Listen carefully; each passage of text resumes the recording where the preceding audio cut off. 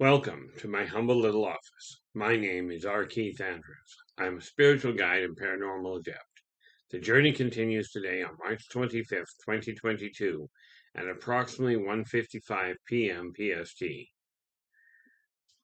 The backbone of the home is a threefold point. Like most things in life, it is based on a three-point procedure: the living room, the dining room, and the kitchen.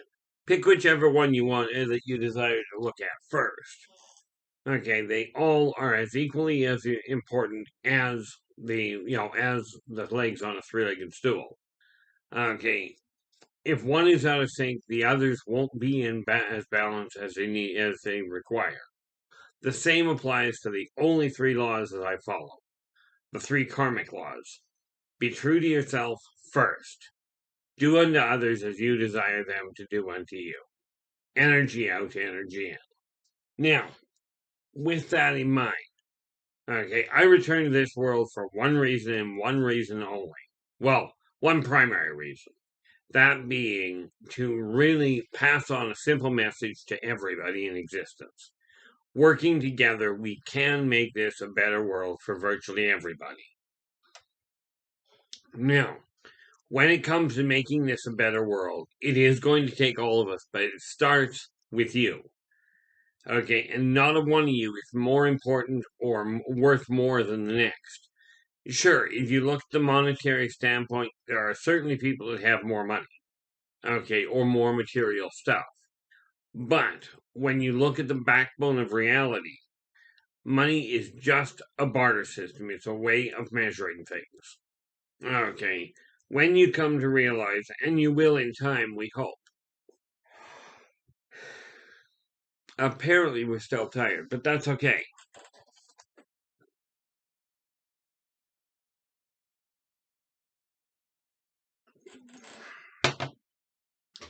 One day you will come to realize that everybody around you is as important as you are when it comes to the fabric of reality. Okay, now we start with building the backbone. Something, if you think about the human body, it cannot stand up without a backbone. Okay. And apparently, understand, we went out for a little while today and passed out. Now, this is a live reading. My apologies, that was wrong. I went out for a walk today, and apparently it exhausted me because when I got home, I passed out for an hour. I've been up for maybe 10 minutes. So, my apologies. This is a live reading, meaning when I get done, I double check the date on it to make sure I got the date right, and then carry on with the reading. You get the rest of it as is. We take a look at the living room, dining room, and kitchen. Now, my personal recommendation, if your house is not, if the backbone of your home is not in order, okay, the first thing is first. You take a look at the way the stuff is in your house. If you've got a lot of clutter, the energy is going to be slowed down. Just like anything, if there's too much in the way, you're not going to be able to move forward properly. So, we start by removing the clutter. Okay, now, my personal opinion is you start in the kitchen and you take care of everything in the kitchen. If your dishes are not all done at this point, that's where you start.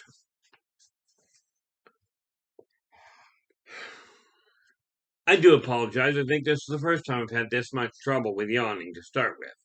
But, like we said, this is a live reading.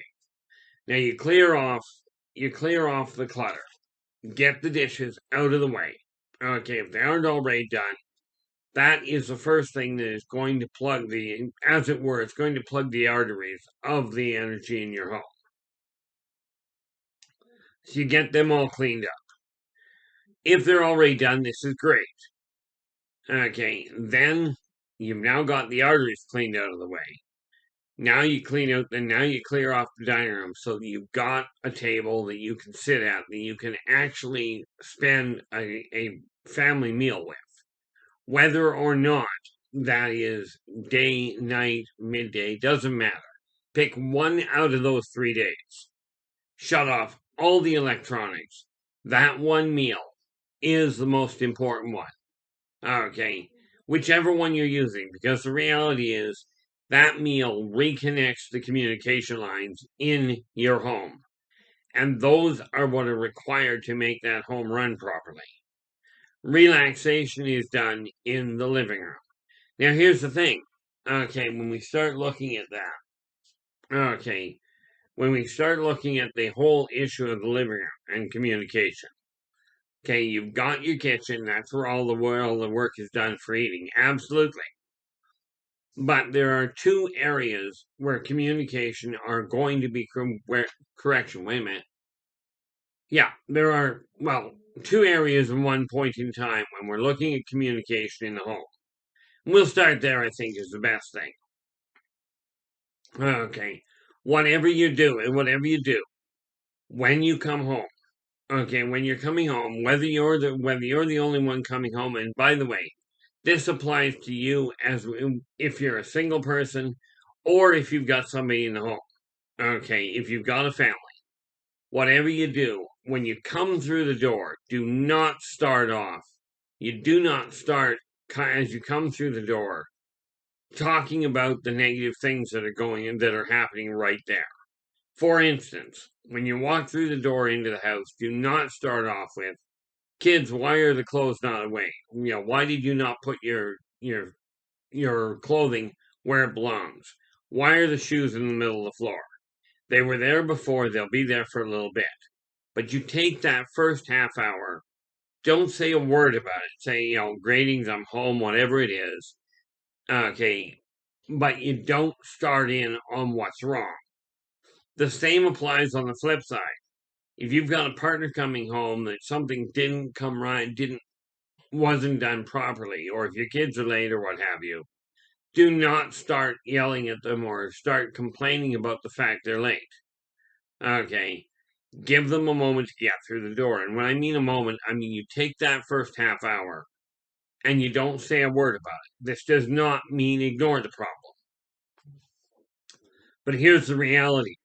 If somebody's coming through the door and you start in on them, if they're coming home and you start in on, "How come you're late? Where is this? Why didn't you get this done before you went out?" If the first words out of your mouth are the things that are going wrong, what's going to happen is they're going to stop wanting to come home, period. And much as that may be enjoyable in concept, depending on how your home is, that will get old very fast and you will get to a point where you worry about it. On the flip side of that, if you're the one coming home and you're starting in on what's wrong, on what has gone wrong or what hasn't been done before you got home, if that's how it starts, that same thing applies. Now, ironically, something just happened and just occurred to me, and I've been making this mistake myself. Like I said, I'm not perfect. Okay. If you've told your kids to do something or asked your partner to do something before going to bed, okay, the same thing applies. It's kind of along the same lines as getting home. If the moment they wake up, you start in on what's wrong, on what they have not done, okay, you start off there, they're going to be less inclined to do it. Okay.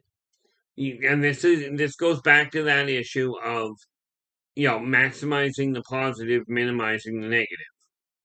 If they start off that way, or let's say you slept in longer than they did, and the first words out of your mouth are, "Why is this, and this not done?" Unless they are critical problems that have to be dealt with immediately. Okay, a prime example of this is you walk into the house and the stove's left on and nobody's in the kitchen. That is something you deal with immediately. Okay, it seems rather obvious in my eyes, but if you're coming home, and here's the thing: if the first thing that people hear when they get up is what they've done wrong or what is out of kilter, they're going to be less inclined to get out of bed in the morning. Okay. Or if that's first words out of your mouth, they're going to be less inclined to look forward to you getting up. Okay.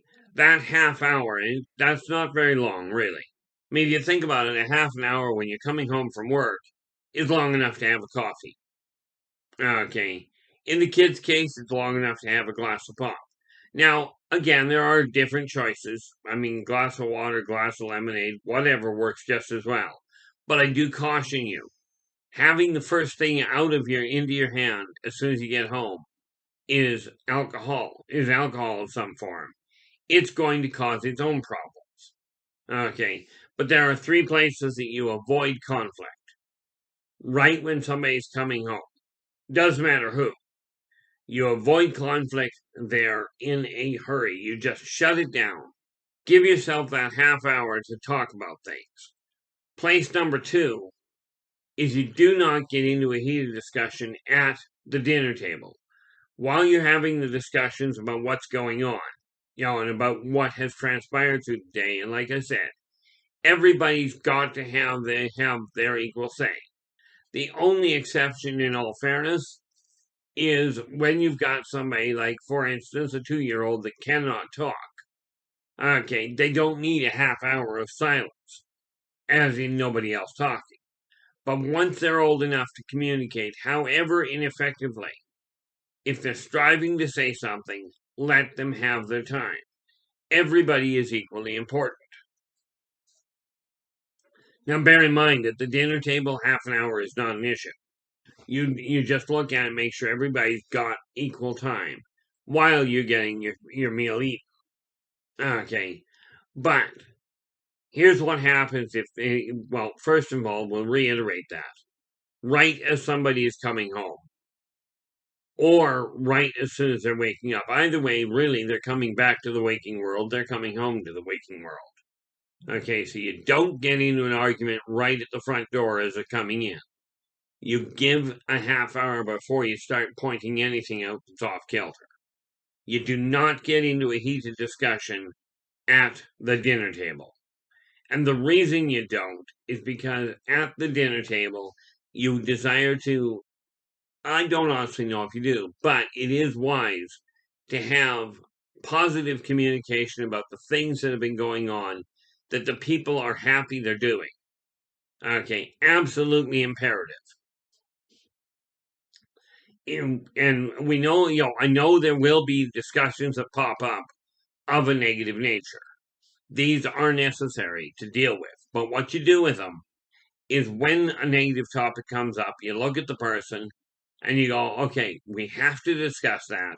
So as soon as we're done cleaning up from this meal, we will sit down in the living room as a family and discuss what went on. Okay. Now, there are times when it'll be the person doesn't desire to talk to the whole family. And rest assured, there are times when that is very necessary. But have the conversation in private to start with. Bring the situation where appropriate, okay, to the notice of the entire family. For that very reason, you've got to have that communication, that support system in place. So you don't get into an argument at the table. It is hard on the digestive system and therefore hard on your health. Drives your stress level up. There's a whole list of things that go with it. The third place to adults is a very obvious one. Do not get into an argument in the bedroom. Politely put, it's a real mood killer. This is why years ago, it seems like centuries at this point, but years ago, the saying was, you never go to bed angry. That doesn't always work. But I can certainly tell you, do not take the argument into the bed. Okay. The negative energy that comes from that absolutely decimates sleeping patterns. So those are the three places to avoid the real negative conflicts. In each one of them, take that discussion to the living room. This is where that whole thing of electronics becomes a problem. The living room is the brainchild of the home. And that's where things get worked out. If you keep that in mind, that's where the things get worked out. You got all the rest of the house where you can stimulate the pleasure centers. Okay. I mean, from an adult perspective, the bedroom works really well. From a child perspective, the bedroom is a place to recharge. You go to bed, you sleep, you wake up, hopefully recharged.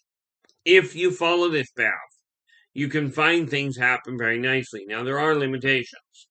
Okay. I get what I consider a decent night's sleep. Okay. The problem is, of course, I leave the house like I did today. I went out for a walk, and being outside of the house absolutely tanked my energy, so I came home and ended up with another nap. Well, the funny part there is that decent sleep was from about 1 o'clock in the morning until 4. Then I get up, do the day's work. 7 hours later, I went and grabbed an hour's nap. Now, this isn't an exorbitant amount of sleep, really. But you take a look at the way your house is running.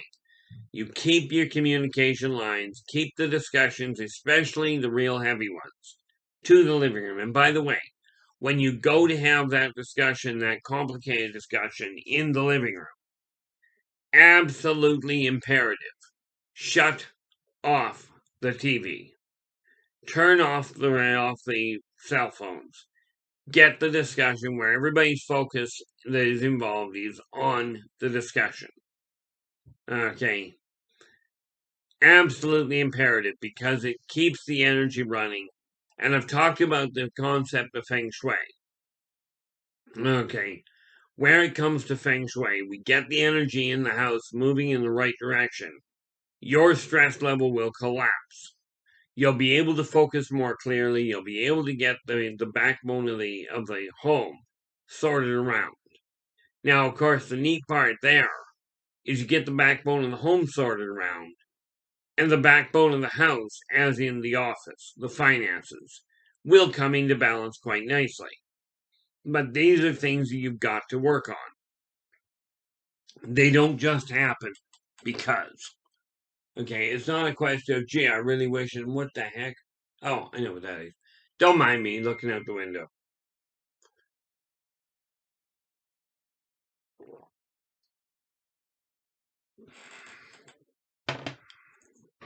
You've got to have the communication in the home running smoothly.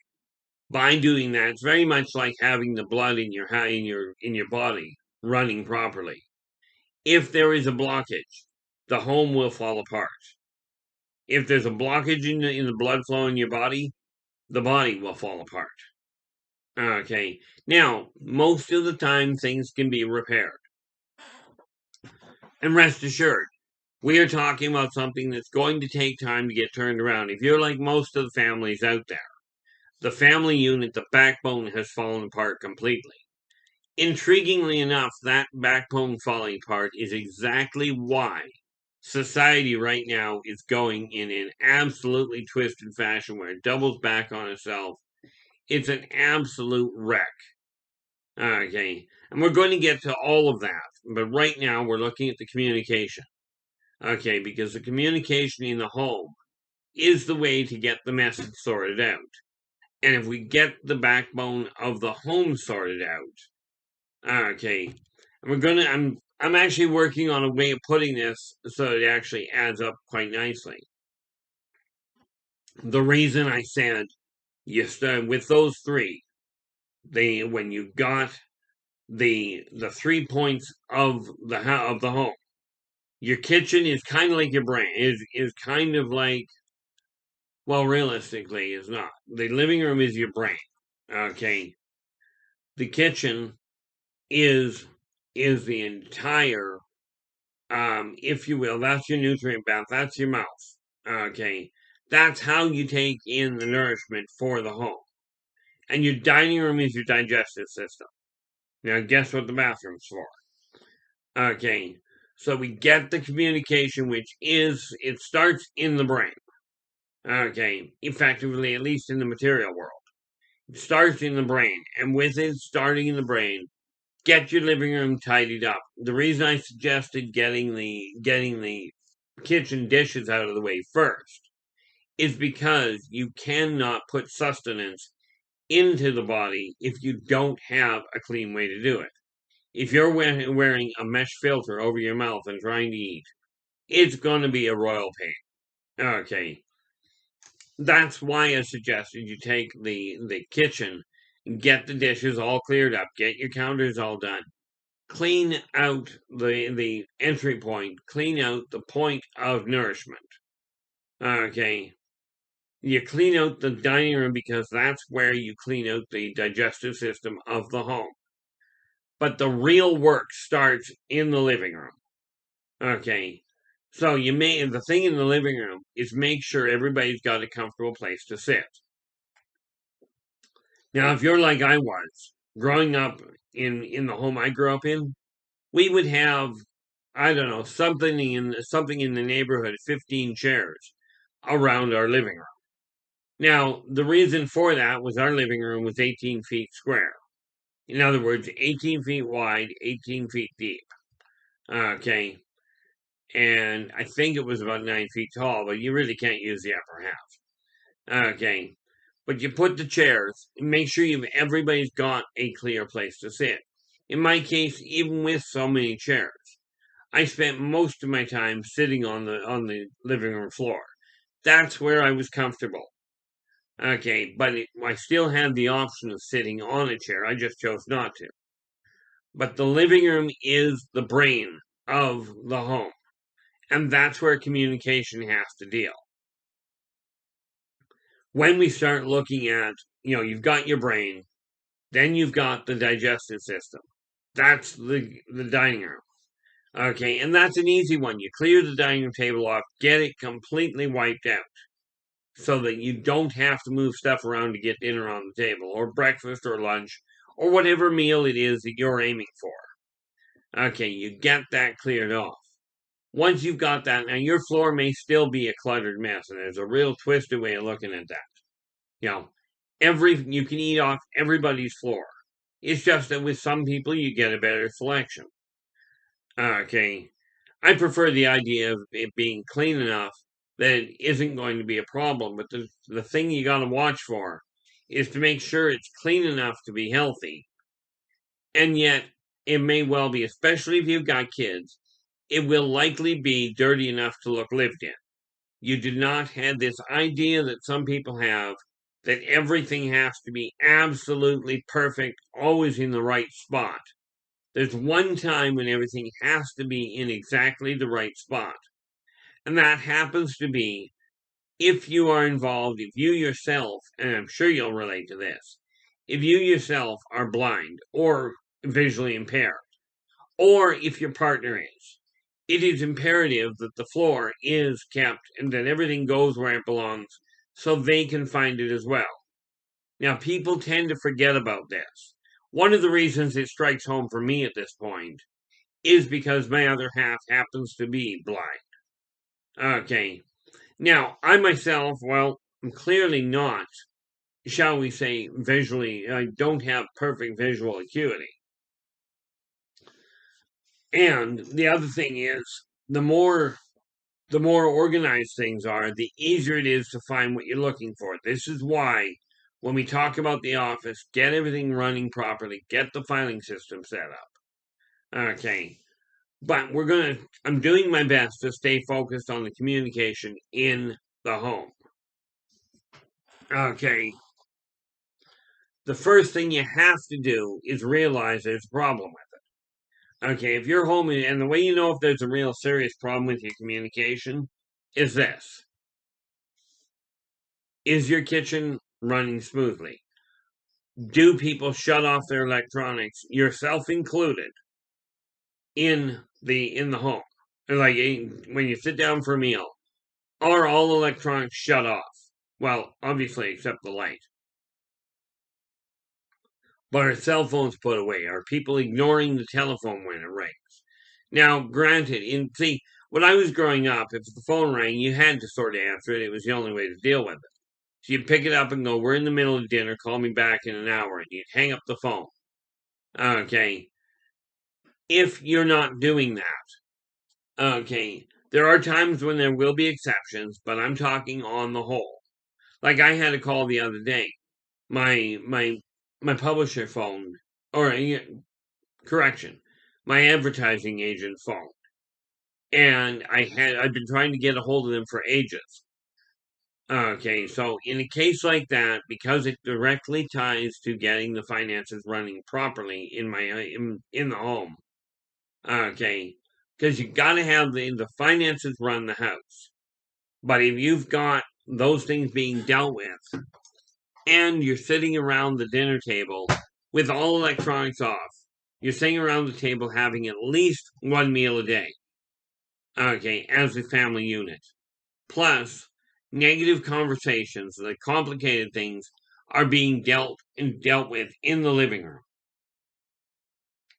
If this is the case, if all of these things apply, then quite frankly, the backbone of your home is running properly. You've got the brain working, you've got your sustenance working, you've got your nutrient vat working, you've got your digestive system working, and you don't need me to tell you how important it is to deal with the other end. Okay, so with that in mind, okay, by focusing on that, things will come into balance. If that is the way your home is already working, then the next couple of steps are going to be much more pertinent to you. Right now, we are looking at just getting that backbone working. Okay, the way I figure it. Okay, now understand when I bill myself as a spiritual guide, the reason I do that is because the tools I offer, the tools I bring to the table, are the exact same ones I personally use in my own life. Okay, they are ones that, as I talk to you about them, if I'm lacking in them, like for instance, the issue of it finally dawning on me that getting up in the morning is the same thing as coming home. Okay, it applies the same way, and I've got to start implementing that immediately, as quite frankly to you. Now, we are all in exactly the same boat. Okay, so the tools I offer are the same ones I personally use. These are the same philosophies of life that I live by. Okay, but I can tell you that working together, we can make this a better world for virtually everybody. So if you like the video, give us a thumbs up and do subscribe to the channel. There's a lot more information coming up. Okay, and we're going to walk through things one step at a time, dealing with the running of the home, getting it smooth, and seeing how that expands into society as we go along. But these all build one on top of the other. Okay, so I am going to cut this short because we try and keep this to the half hour, as I've said so many times before. But until tomorrow, and I will be back tomorrow at some time. Until then, take care of yourselves and each other, and for pity's sakes, stay positive.